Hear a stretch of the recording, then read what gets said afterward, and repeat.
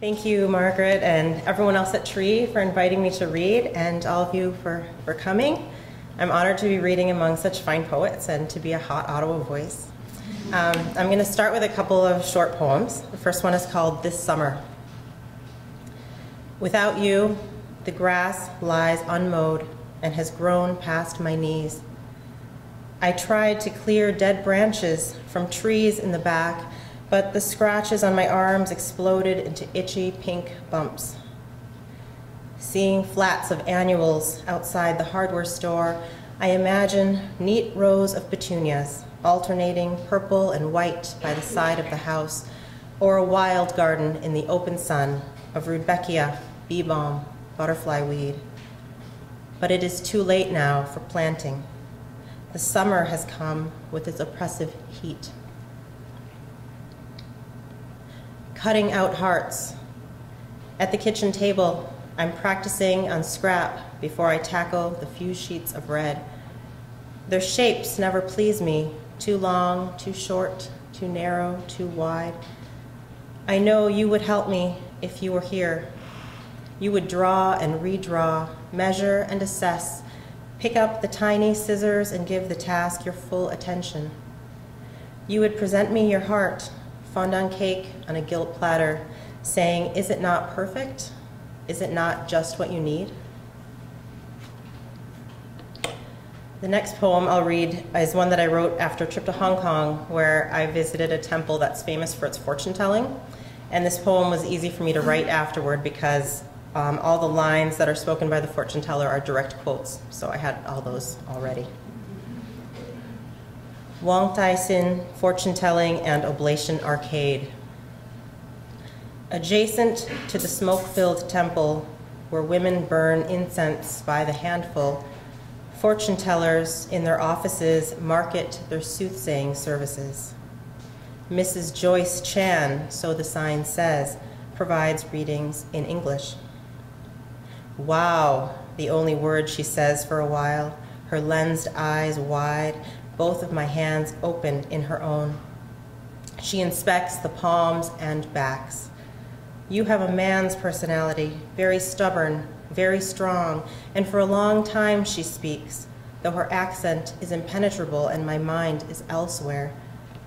There is pungent smoke all around, the sound of bells and chanting and people pushing by each other. Such closeness acceptable, even consoling in only a place such as this.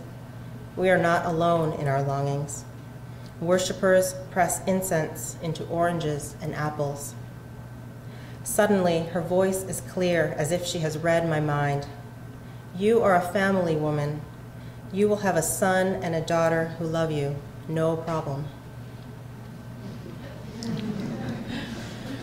My children inspire a lot of my writing, and this next poem is called Observing the Moon. It's the title poem of my forthcoming collection, and it captures much of what parenting, especially parenting a toddler, has been about for me. Observing the Moon. 1. Sometimes, instead of reading in the evenings, I take out my binoculars and look up at the moon. 2 weeks ago, it was round and bright, every tone of light, a pockmarked face, and ancient lace. How different from the view with my own eyes, a hazy ball of dust, glimmer of myopic mirage. I imagine myself in olden times, spending my nights gazing at the sky. How can one learn so much by only looking? The motion of stars and retrograde planets, when to plant and harvest crops, the length of the year, the size of our Earth, the orbit and rotation of the moon. 2. My daughter loves to watch the moon. Evenings, she sits by the window with me and during the day knows just where to spot it, looking up from the swing in the park. I follow her pointer to a white half circle, the moon, la lune, chandran, a crescent shape made with 2 fingers held over her eye, then raised toward the sky. She learns everything by looking and listening, paying careful attention. Language especially, English, French, sign, and Malayalam. Not 2 years old, and it's clear her collected knowledge will someday surpass my own. The moon moves imperceptibly nearer the horizon. She runs up and down the hill, choosing leaves and acorns to keep, nodding her fist when I ask if she's ready to go. 3. Pregnant, I took backyard astronomy 1 night a week during a Michigan winter. Instead of hoping for clear skies, our instructor devised a different kind of stargazing. In this subject based on observation, our assignment was just to observe. So I wrote detailed notes about the tree outside my bedroom, the carvings in its bark and knotted limbs I'd never noticed. I sketched the clouds shifting overhead. One cloudless night on the university roof, I peered through a telescope bigger than me to study Saturn and its perfect rings, small enough to hold in my palm a child's spinning toy. I tried to imagine a windy ball of gas, so huge and so cold, those delicate rings, boulders of ice and rock. Titan's tiny glow seemed too aloof, but those massive bodies clung to each other with a strength I could not fathom. Back at home, I paid hard attention to the movements of my child, felt her turn and twist, kick and then relax. I tried to put my findings into words, but ended with only jagged lines on a page. 4. Tonight, sitting together by the window, we're looking at a strand of silver hair hanging from a tree. She knows our moon takes many forms. She trusts the things she can see.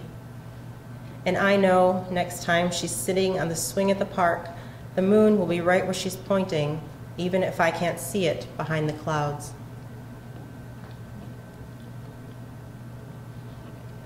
This next poem was a lot of fun for me to write. It's called Heat Equation, and I used the actual heat equation, which is a scientific description of how heat behaves, to inspire much of the language and the imagery. Heat equation. 1. Some days everything reminds me of you. The smell of fire, acrid and abrupt. The color blue, the Monet print in my kitchen. March wind, the sound of footsteps, the angle of an umbrella. Biscotti dipped in tea, how it diminishes in my mouth. The spreading warmth of his hand on my back. 2. Again, I organize, reorder my papers, rewrite my lists. 2 minutes pass, another clockwork glance. Outside my head, stale July still rankles. No work gets done. The buzz of the fluorescent bulb, the fly charging headlong into its promise of turbulence. I lift the mug to my lips and burn my tongue. 3. The children, all scarves and snow pants, lumber to the bus stop, are taken away in a fit of exhaust. Frosted grass blades stand at bent attention.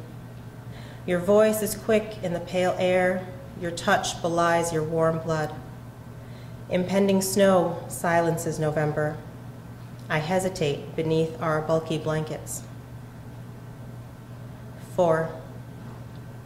And then the trees, knowing our Canadian summers are short, burst into green overnight. Color moves into everything. Your long gaze, my restless fingers, the May clouds, suddenly waves of blazing white. Red-winged blackbirds rise and surge as one.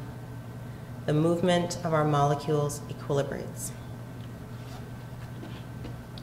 I have one more poem to read, and before that, I'd like to thank again everyone here at Tree. The last poem I'm going to read tonight was inspired directly by a reading at Tree about a month ago when Jane Monroe was here. The last 2 lines from one of her poems became an epigraph for this poem, which is called Gods of My Youth. The lines from Jane Monroe are, "Today I have 4 arms and a weapon in each hand." The gods of my youth had many arms, faces, heads of elephants and lions, skin blue or black as the midnight sky. Some wore flower garlands and jeweled crowns. others necklaces of skulls or snakes. They rode tigers, rats, eagles, and peacocks, and wielded tridents, spears, and lightning bolts. The 108 teeth of the discus would cleanly sever a demon's head, then return to its bearer by the next frame of my Amar Chitrakatha comic. How could I not have grown up believing I could do anything? Thank you.